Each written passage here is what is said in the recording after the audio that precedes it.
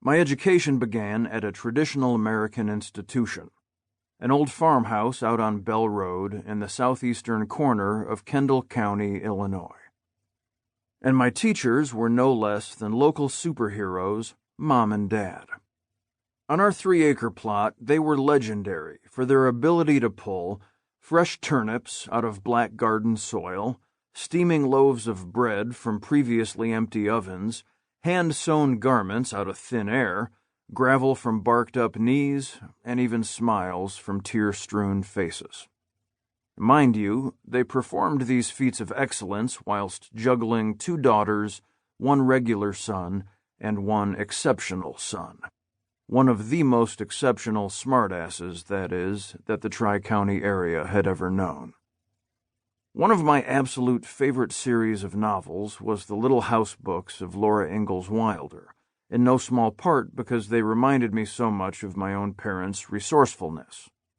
When these Bell Road super friends found the household wanting some necessary implement or accessory, they taught my siblings and me that there was a quicker and cheaper way to acquire things than shopping for them. One could make things. "Dad, where'd that grape arbor come from?"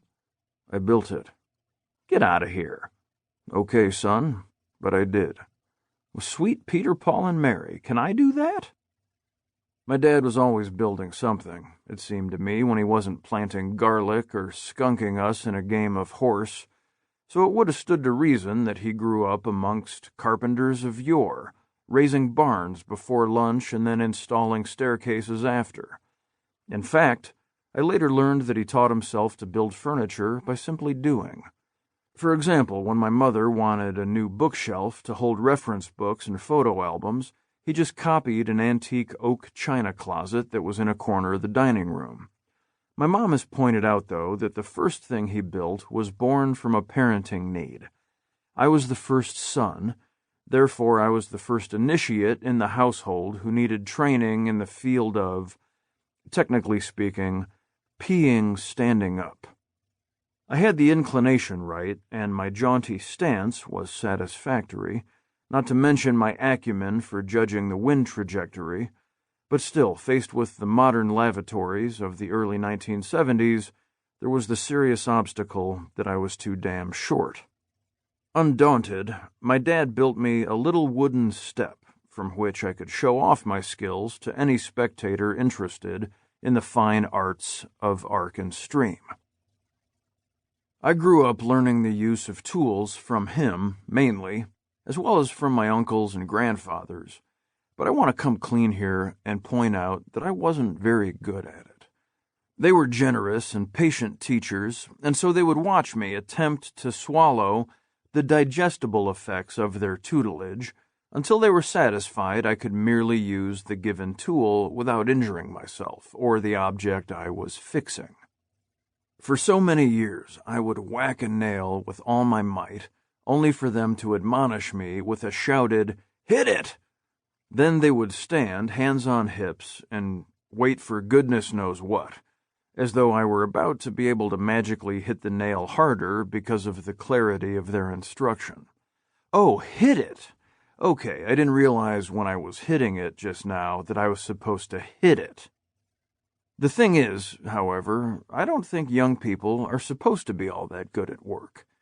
Sure, there are some exceptions to the rule, egg-suckers, brown-nosers, and the like, but most of us kids were too busy thinking about fishing or baseball or Paula Abdul, or huffing glue and WD-40 for the future gourmands.